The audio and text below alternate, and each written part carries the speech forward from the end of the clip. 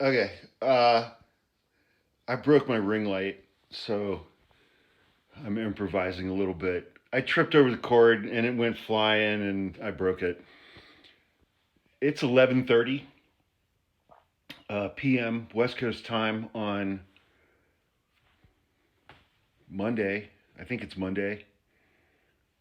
Pretty sure it's Monday.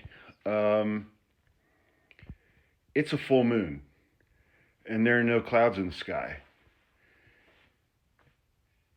And I walked out in front of my house up to the road,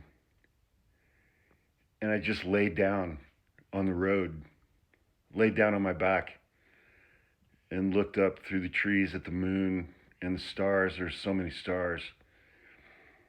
And I laid there for 30 minutes. And I got to tell you, I highly recommend that. If you can do that,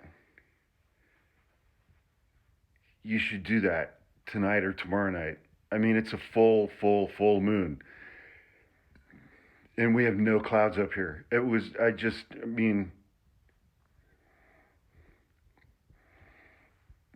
it's just like everything was okay for 30 minutes. Everything was okay.